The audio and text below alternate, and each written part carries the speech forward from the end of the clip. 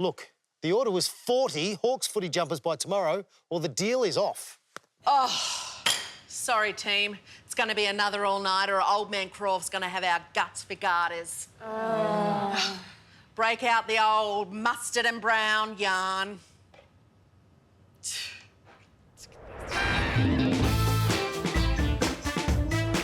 Poor Shane. Poor Shane is not good. He's a bit of a swinger, actually. On my 5th day in Nashville, I was playing to 80,000 people in the stadium.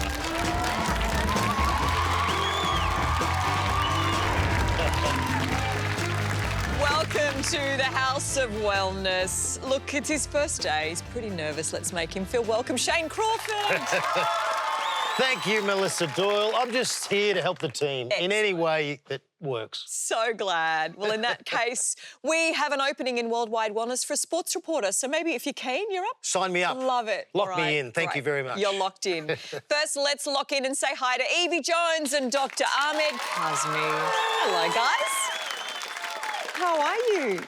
Yeah, pretty good, actually. Yeah. Really good. How are Good. you? How are you? How are you? Great, great, great. What fun things are you going to do this week? Knitting. Oh, that's fun. Yep. Boring. I mean, exciting, very exciting. Depends what you knit. Can you knit, Dr Ahmed? No. Do you have any Not really. desire to I'm good knit? at stitching, though. I stitch skin all the time. Same thing. And what about our medical today? What's coming up? Yeah, well, it's not quite as exciting as knitting, It isn't. but I'm going to be investigating the case of a common skin condition because psoriasis is a lot more common than you might think. Oh, yes. That all sounds very interesting, apart from the knitting. But first, here is tonight's Worldwide Wellness headlines.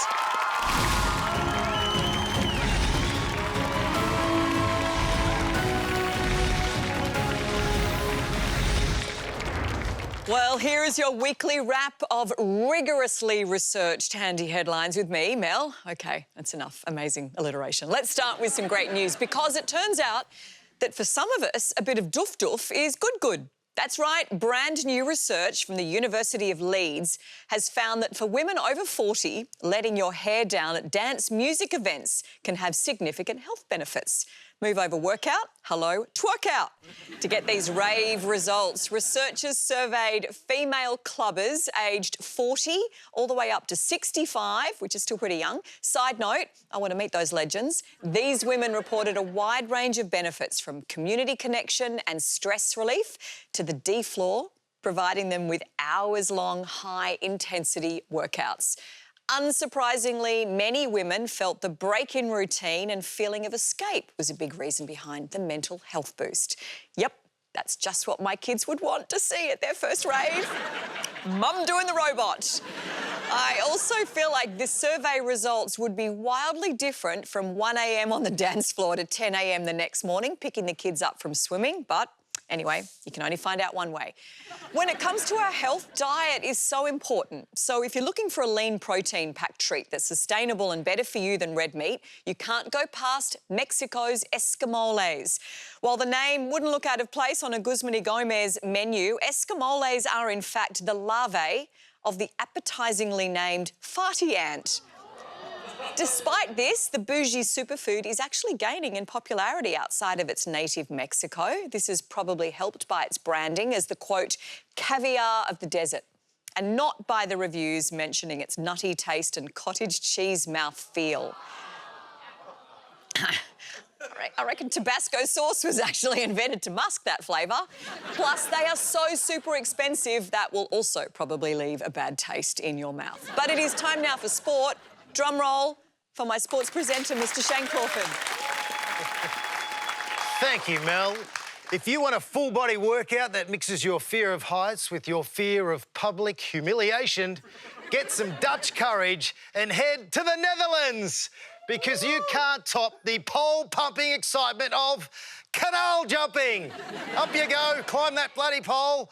That's right, Vierlippen is a 1-part pole vault, 10 parts bad idea. The aim is to get across the moat by frantically pumping your way up your pole before plummeting onto the sand below. Fall short and it's splashed down.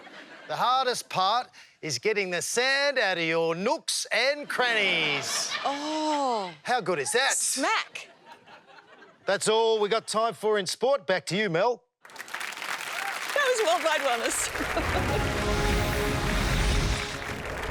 After the break, we're talking endometriosis to find out how something so common can still be so misunderstood.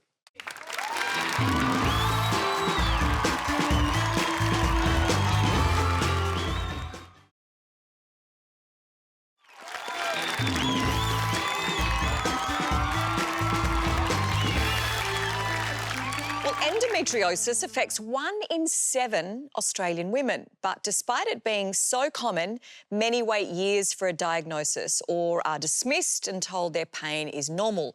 Well, knowledge is power. So joining us, Endometriosis Australia Ambassador Sarah Marie Cameron and Associate Professor Emma Reedman. Thank you very much. Nice to see both of you. Nice to see you.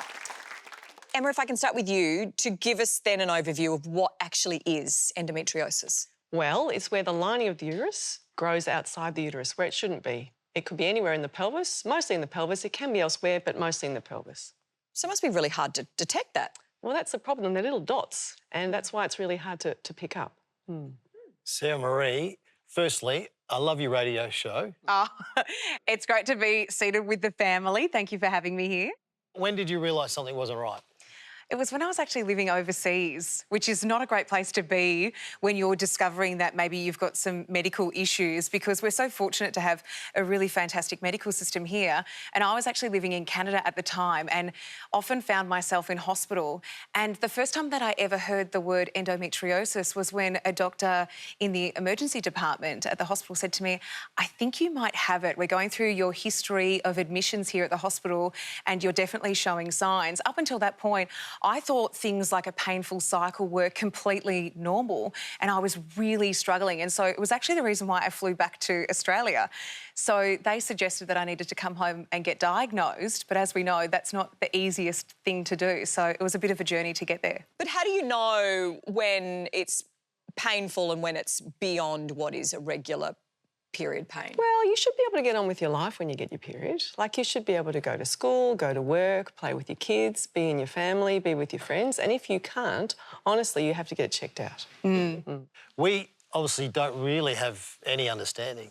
It's an extremely painful situation, is that right? It is. It can be so painful and we've just got to push through our day, and it's really hard to actually explain what we are feeling.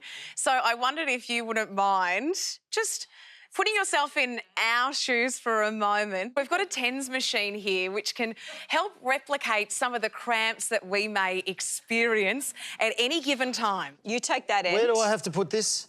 If you could just pop it where you think your ovaries might be. All right, you might have to help him there a little. An anatomy lesson. Where do you think ovaries would be? Excuse me, audience, I'm just... OK, about there. All right, yes. That feels nice and low. Is that low enough? Or... Yeah, beautiful. So what's going to happen here? You're going to... I'm in control.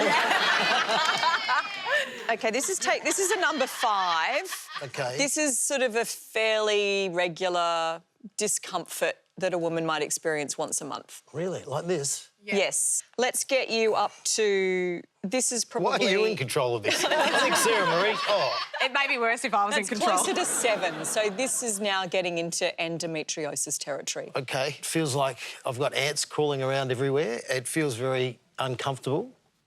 Oh. Is that better? Yeah, that's good. Okay. That's very good. You really have pain like this? I have broadcast on radio and had horrendous flare-ups. I've had cysts rupture while I've been live on air and had to continue broadcasting. Are you serious? But how could you possibly go about your day in the way that you... Yeah. It really is impossible. Yeah. So Right are they now. the red flags when you've really got to start pushing for answers, when your life is impacted by this? Absolutely. I mean, if you've got endometriosis or you haven't got endometriosis, you've got terrible pelvic pain. Yeah. And that is the thing we've got to concentrate on. Look at poor Shane. You've got to be able to go about your life. Poor Shane. Yeah.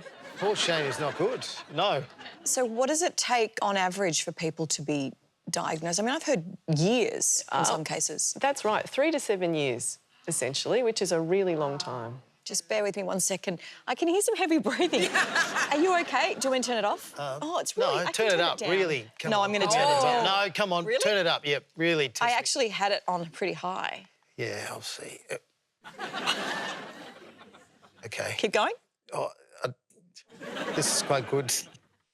I seriously don't know how you can function when you've got a pain like this. Yeah, imagine playing football like this. We've got so many fantastic Oh, elite I'll athletes. have you know, I played with many Yeah. injuries and in a lot of pain. Oh my God, that's making me want to turn it up even more. Oh, no, what have you done? Maybe it's the way I was sitting. Yeah, man. Now, this is what we want to go. Take it off. Can I take it off? Yeah. Oh, that hurts even more in this position. What? I feel like oh, shit, it started to shock my hand. You didn't turn that bloody thing off. Turn it. Oh, my Here. goodness. I bought you some slippers and some chocolate. Yeah. Yeah, you need chocolate, don't you think? Isn't that? I mean, it doesn't really help medically, but if that will ease it for Very you. nice. Management, strategies, what do we do? Sarah Marie, what have you found has worked for you? I always advocate for people to keep a diary of their symptoms, and then you can go to your doctor and they might be able to find some patterns that might be popping up in your cycle. And somebody that we know, a wonderful physiotherapist, said motion is lotion. So keep moving and doing physiotherapy. And Yeah. physio is wonderful for pain. We use it a lot. Yeah. We should play a game. Why don't you sort of see if it works on the face? See if it tightens my cheeks up. All right. Go on. Plug in. We'll do that. Let's This see is what fun. happens. This Okay, is, we're going to enjoy using Who this for the needs a rest of the show. facelift now? This might be a new way of tightening the face. Well, while All right. Croft gets a facelift, a big thank you to Sarah Marie and Emma Reedman. Thank you both very much for coming in. Oh, and oh my, You told me to do it. oh sugar, that was unbelievable. After the break, Dr. Ahmed solves another medical mystery. Oh my goodness, that is.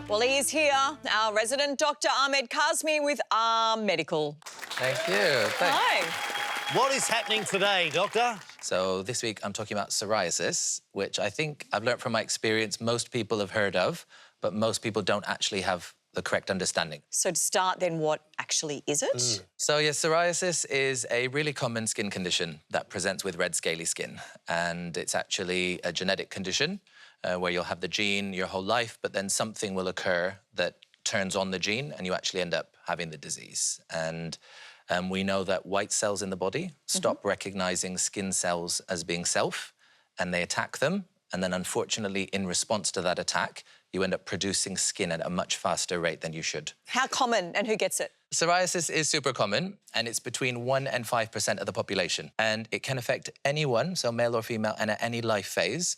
But there are two peaks. So you tend to develop it the most in your late teens, early adulthood, and also in your middle-aged life period.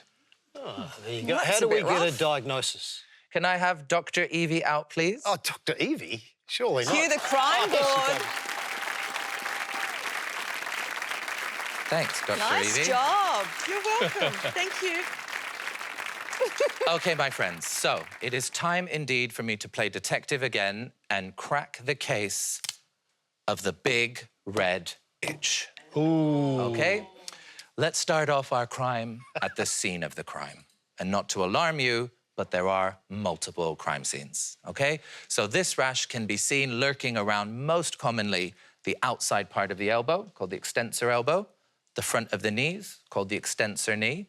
But you can also have patches around the waistline, the buttocks, commonly loves the lower shins, loves the scalp. So really, quite a few places it can be seen.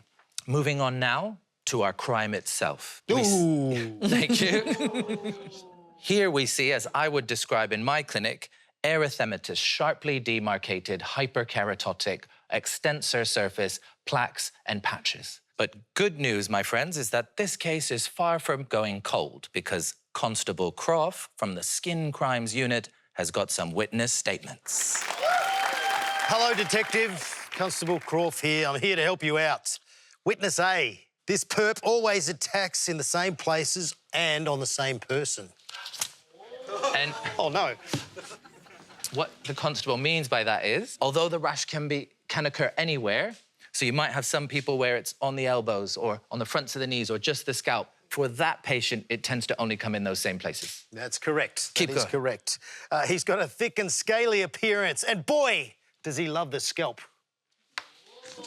Yes. This criminal is so tricky that actually sometimes in some body parts, like the armpits or the groin, it even presents without scale, just to make it extra hard to recognise and diagnose. Witness C, sometimes seen hanging around fingernails, toenails and joints, and often symmetrical. Yes. 1 in 4 to 1 in 5 people with this condition also end up with arthritis associated with it. And sometimes you can even just have the nail changes alone without any of the telltale rash. All right, Detective, I need to solve some more cases and I need to get myself a coffee and a donut. We are a health show. It's a healthy donut. So, my friends, let's now look at our perp's modus operandi. The appearance of this red rash with sharp borders, with lots of dead skin cells built up over the top. And interestingly, it can be itchy or not itchy. Don't forget, though, many red scaly rashes can look similar, so there have been some false accusations. In medicine, we call these differential diagnoses. What's the difference between psoriasis and eczema? Eczema, almost always itchy, whereas psoriasis, 50-50. Eczema or atopic dermatitis is also often usually poorly demarcated, so it's very hard to draw with a pen around the edges of the lesion, and it tends to like the opposite sides of the body to psoriasis. So psoriasis will often like the outside of the elbow, whereas eczema likes the inside of the elbow. Psoriasis will like the front of the knee, but eczema will like the back of the knee. And often with this condition, you've also got food allergies, asthma, and hay fever. Our second false accusation would be fungal infection. And on the rash, these two really can look quite similar with scaling skin, but in fungal infection, often there is a zone of normalish looking skin in the middle with the scale and the inflammation being more around the edge. It also tends to gradually expand outwards.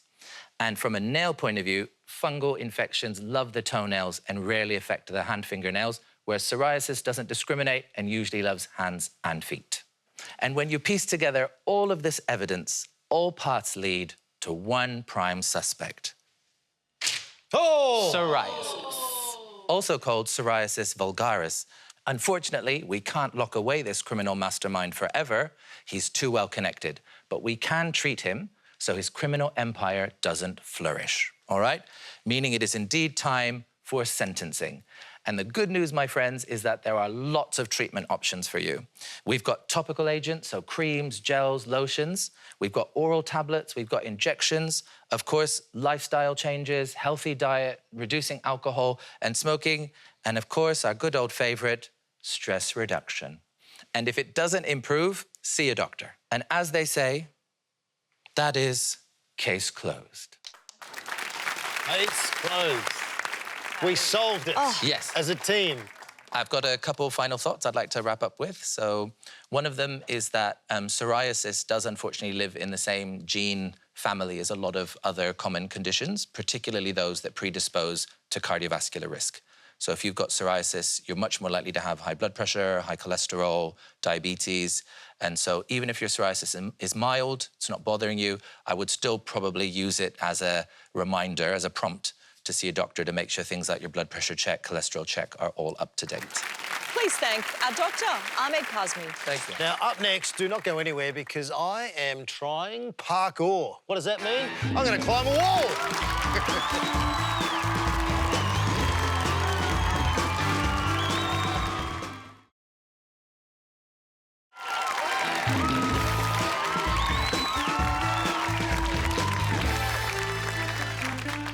Now, here is everyone's favourite, Yvie Jones. Yep.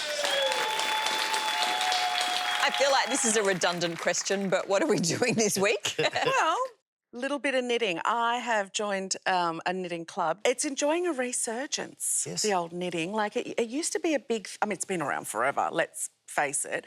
But it was big before phone. To get rid of your phones, people are now joining knitting clubs.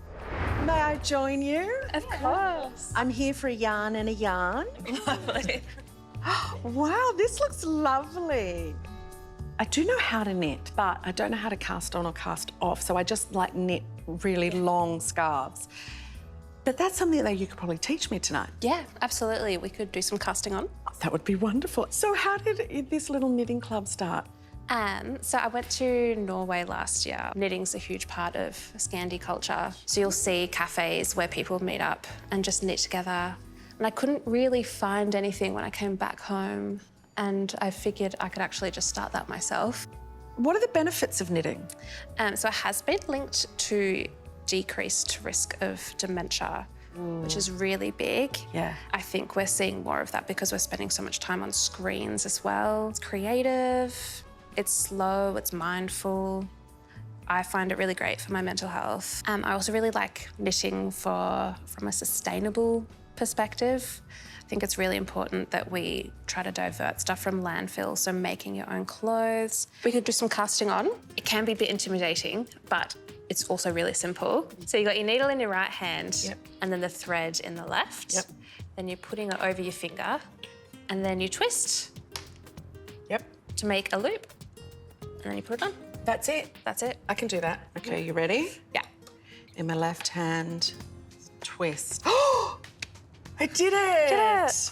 Oh my God, I did it, you guys. I can't believe I didn't know how to do this. Oh, I just dropped a stitch. Oh, Knit happens. that is good. Oh, that is good. Look, on that note, I'm hooked. Love it. And I've had a really good yarn. Some would even say I've had a bit of a ball. Oh, God. Enough puns. That's good. I like that. Adorable. How fun. It's very nice. Celia's in the audience. Hello. I've been saying knitting's boring, but that looked like a good little community. I have to admit, I used to knit with my mum when I was young. Even at school, we knitted did a at little bit of school? knitting, so I've always been a little bit of a fan of knitting. I just didn't want to admit it. Well, I think you should admit it. Admit it. I like that. Another pun. I can't stop, won't stop. It's that calm, repetitive thing. It reduces stress, and it's been proven to do so. So I say to anyone, take up knitting. But Mel, I did make you something. Wow, I This love is a that. little neck warmer. Thank it's just you. a neck warmer. I'll wear that to the footy. I thought it was a Giants blindfold. colours. I made That's that. quite good. Yeah, very nice. And you know what? I made something for you, Crawford, Oh, as well. Yeah, it's a balaclava. It's to keep your ears warm and your mouth shut. okay. I like it. Thank you very That's cute. Oh, it's very nice. Try it on. So heavy. Yes. Oh, that'll keep you extra warm. I put some... That's it. Hang on. No. Look at you, you cutie. Fantastic. Patootie. You two look adorable. Thank you. We're very cosy. Thank you. This is cool. Thank you very much. Huge thank you to the legends at Northside Knitters. They were just wonderful. Yeah, well done. Very nice. And a big thank you to the wonderful Yvie Jones. You are fabulous. Thank you for knitting you. us, Oh, you're welcome. kitting us out. It is time for me to take on the best.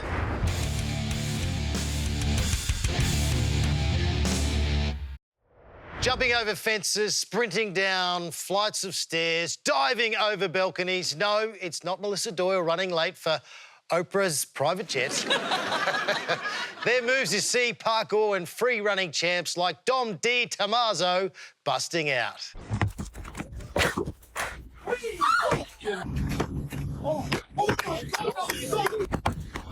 Oh, yes, Dom! No. Parkour, it's all about getting from point A to point B as Seriously? efficiently as you can. That's not efficient. Even if there's walls or buildings in the way, just like that. The city becomes a big adult playground. So is that what you did? Sort of. Dom started me on the beginner's course. I'm about to take on one of the fittest and fastest, and let's be honest, one of the craziest free-running athletes in the world, Dom Di Tommaso, otherwise known as Dom Tomato. And guess what? I like tomatoes. Bring him on. Whoa! Whoa! Oh, look at that. What a smooth move. done. Dom, Looks fun. Lovely to meet you. Lovely to meet you. That is fun. Do you do that often? Not really. Dom, tell me about free running compared to parkour. What's the difference?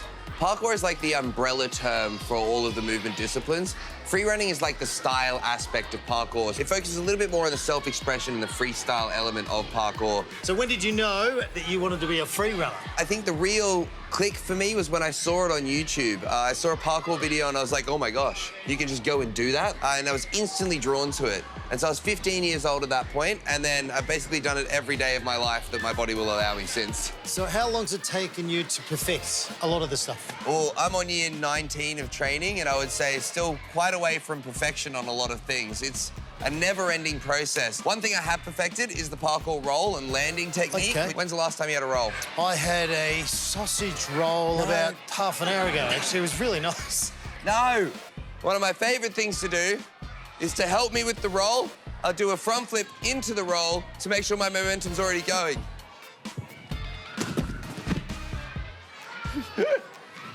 Your turn. Well done. I'm not doing that. All right, so now that we've gone down, we're going to practice going up so that we can go down again.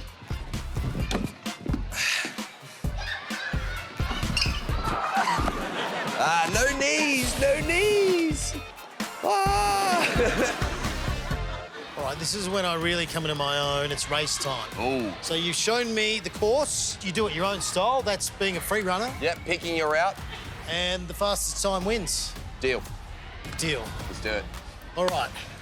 Whenever you're ready. OK, you give me a countdown. 3, 2, 1, go.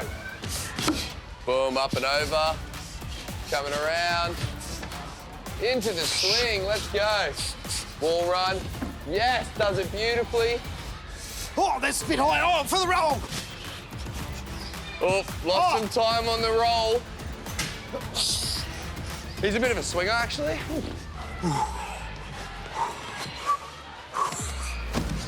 Stop the time. Not gonna lie, that was pretty good. There is no way he can beat that. Eat my dust. Let's go. Oh, good stuff. Oh! Oh, no. Slow down. How did you get there so quick? Oh, no, this has been a thrashing. Woo. No! Ooh. And a backflip to finish with. I feel like it was about a draw. I was going to try that. Similar speed. Final move for today, follow me.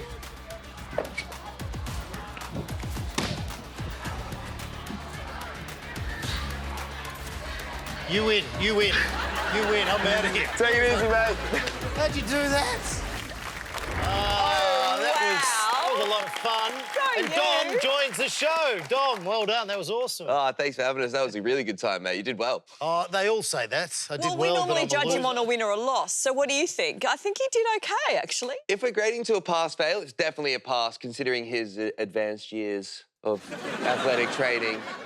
Were you that little kid that jumped off the back of the couch? Oh, absolutely. I was at the grocery store climbing on all the racks and trying to get everywhere. It's one of those things that I think inherently we do as children. We do climb, jump, explore, and it's kind of an extension of that as an adult. And the footage we saw some incredible stuff, but then the fail. Yep. So what happened there? Did you injure yourself? Surely. I did injure myself, but not to the extreme that most people would think watching that clip. I think visually it's a very catastrophic, no, ah! But I managed to get my shoulder in front of my face, which meant that I didn't hit my head on the concrete. I hit my head on my shoulder, which did dislocate my shoulder. Sorry, in that second while you're flying through the air, you think to put your shoulder in front of your face? Trying to change what you're doing in the air as opposed to committing 100% to the movement is more dangerous than playing through, as it were. Why? I see a 10-storey building and I don't think to myself, ooh, I might leap off it onto a pole and... I'm deciding through passion to pursue learning to push the limits of my body and push the limits of what the human body is capable of. Really that freedom to express myself how I want in the unique different architectures of the world is the thing that draws me to it, and the freedom aspect as opposed to traditional sports. But also the community, the people involved. That's probably the thing that's kept me with it the longest time. It's a super special community. It's very supportive, very inclusive. Almost feel like we gather little misfits that don't fit into other sports and we give them an outlet for them to pursue without comparative of others. You know, it's about your journey, your body, and your functionality and movement. I think we're going to give Crash Test Crawford the win. Do you think? Let's give him a pass. I actually think he did really well. Hey, don't go anywhere, because Dom is going to stick around and we'll see you right after the break. Show me those shoes.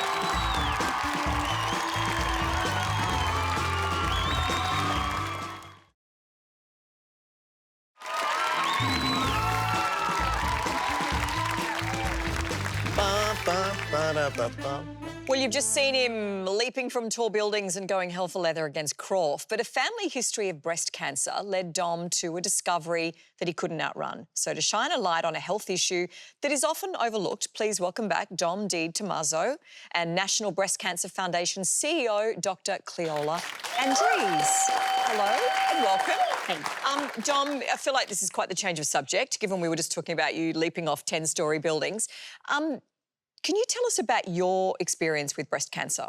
Been part of my family for multiple generations. I first found out about it through my grandma. She actually passed away before I was born. Dad was also diagnosed with prostate cancer due to having the BRCA1 gene. It affects both men and women in the family. Generally, more so the women in the family than the men, which has meant that my sister has, since having a child, had a very large increase in her likelihood of getting breast cancer. Fortunately, she's just had a screen this year and everything's clear, but the likelihood does go up quite a lot. And then for myself now, also looking into having children in the future, it's become quite a big talking point for my partner and I over whether the best route to prevent passing on the BRCA1 gene or any sort of breast cancer to our children is to potentially go through the IVF route or egg freezing or embryo testing. You know, there's a lot of different points that now it has affected my life from since before I was born to now creating life myself. How common is breast cancer in men? So each year in Australia, about 20,000 people are diagnosed with a brand new breast cancer. And of that 20,000, about 200 of those cases are diagnosed in men.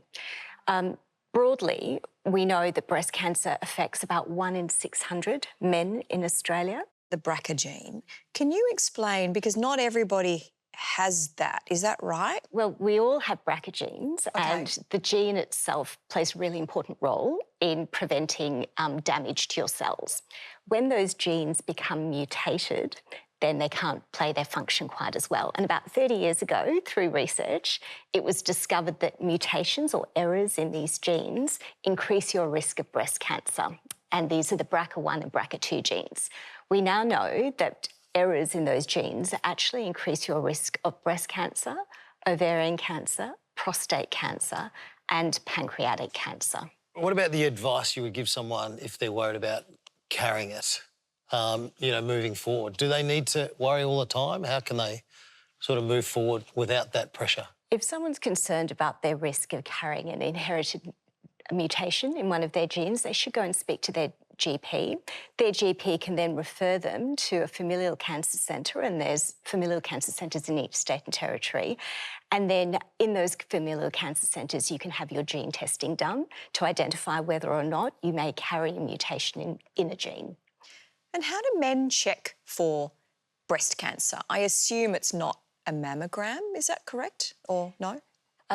Mammograms are for women, and we have the national screening program. But what we encourage men and women is to be breast aware. And so to know what's normal for you, but also to look out for signs and symptoms of early breast cancer. And they could be things like change to the size and shape of the breast, change to the skin or the colouring of the breast, sometimes a lump, but it's not always a lump. So sometimes it could be a nipple symptom or unusual pain or discomfort that doesn't go away.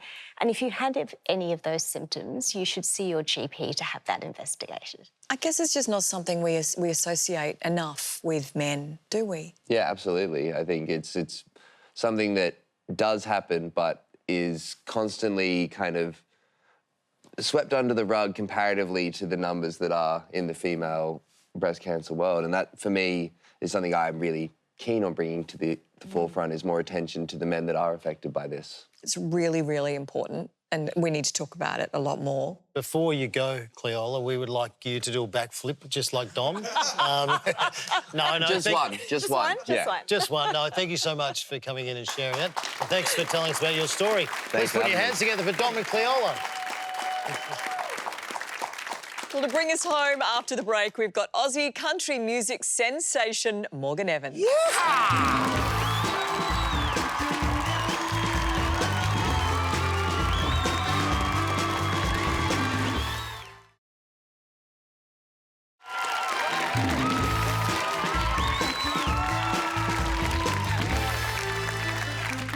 Well, our next guest is one of Australia's most successful country music exports, so it's no surprise that he splits his time between Nashville and Newcastle. But look, he called his recent album Steel Town, so I reckon it's pretty clear that his hometown really has his heart. Let's find out. Country superstar Morgan Evans. Yeah. Hey, great to have you here. So, Nashville, I've never been there, but Yeah. what is it like? It is a party now. It is, yeah. I mean, in terms of my experience, it's just the country music capital of the world. So it's all the music I grew up on and all the songs that I loved. I feel they all came from there, and it's now filled with a bunch of people that sort of grew up the same way and want to create great stuff. So how do you go being a country music superstar when you just strut down the main street? You must be mobbed.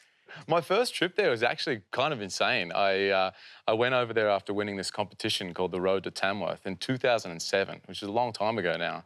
But yeah, so we kind of got set up on a couple of shows and recorded my first single that week. And then 4 days after being there, I was planning on going to the big show at the stadium. And I got a call from this agent and he was like, "What are you doing tomorrow night?" I was like, "I'm going to the show at the stadium." And he was like, "How would you feel about playing at the stadium tomorrow night?" And so on my 5th day in Nashville, I was playing to 80,000 people in the stadium, and I was like, I think I'm supposed to be here. Yeah, and right. so that's kind of how it started. And how are you handling being in the public eye? I mean, profile is growing, particularly in the US when there's a lot of focus on celebrity. I mean, I feel like I've experienced the best and the worst of it, if I'm being honest with you. I've had some songs do really well and some big shows, and then I've also been through, like, what I could only describe as the WWE of divorces. And so I've seen, like, just, I guess, the highs and the lows, and like everyone says, you learn a lot more going through the lows. Mm-hmm. You've released a new album, Steel Town. How is that different to your very first album? I mean, I think this experience of life, this particular album, it covers the last 3 years of my life, and going through times like that teach you a lot about yourself and maybe ways to, I don't know, be more honest or go a little bit deeper. And I think being able to talk about my hometown for the first time in music and Australia for the first time in music is something I'm really proud of. And yeah, I'm just really happy to have it out and seeing people's reactions to it for the first time. You're in the middle of your Steel Town tour, which is the biggest tour you've ever been a part of. Yeah. So what's it like being back here and being right amongst us Aussies? I've always loved Australia, but I feel like I have a new appreciation for it, having been away for, 11 years now.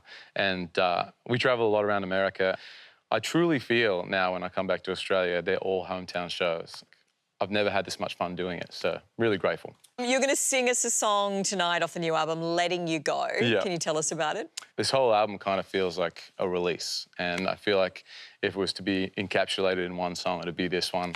And I hope it feels like that for whatever you got to let go of, your old versions of yourself or pain or people, whatever it is. That's what this song kind of feels like and is about to me. Please, can you give Morgan Evans a huge round of applause? Thank you for coming in. Thanks very much. We're going to let you go to the kitchen and set up. You're good with singing in the kitchen. No worries. Thank you. All right, Thanks thanks, for coming in. Morgan Evans, he's going to get ready. Doctor, come on, Doctor, come and join us. And Yvie, yes. Yvie's impressed. You impressed? Oh, so impressed. Thank you very much for the crime case. Oh, you're so How did welcome. the deputy constable go? I think you did quite well. Yeah. I am just interviewing a few others. OK, no, that's fair. But that's fair. I was impressed. No, it's good. Thank you. We still Learnt haven't a lot. worked out why it's spelled like that, psoriasis. Well, why has knitting got a silent K? I don't know. That's tell you what, if you are in Brisbane or Sydney, you can still catch Morgan Evans live. Head to his website for all of the details. But for now, here he is with Letting You Go off his new album, Steel Town. Can't wait. Good night.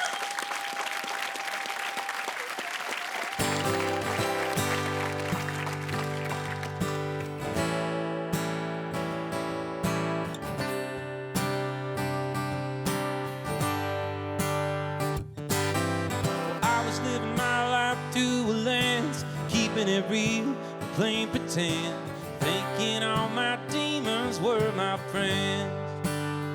The storm's past, but the smoke's still here, and I'm talking to the man in the mirror, saying this ain't how the story has to end. Unpack my bags, on to the next. My heart forgives, but can't forget. Well, I'm here, so no regrets, babe. Just saying, I thought you should know I'm letting you go, I'm letting you go. And to all the pain I used to hold, I'm letting you go, yeah, I'm letting you go. Now I'm off my phone and laying off the booze. Sometimes you win when you lose, and the other side's a better view. And I ain't looking back to the broken man I was before. I don't recognize him anymore, so tear him down, 'cause he's all yours, babe.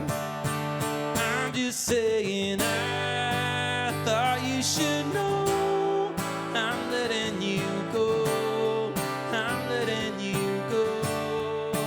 And to all the pain I used to hold, I'm letting you go, I'm letting you go. Oh, to the drama queens and tears I shed, the bullshit on the internet, they're trying to keep the egos fed. The monkey on my back is dead. Oh, I'm letting you go, I'm letting you go.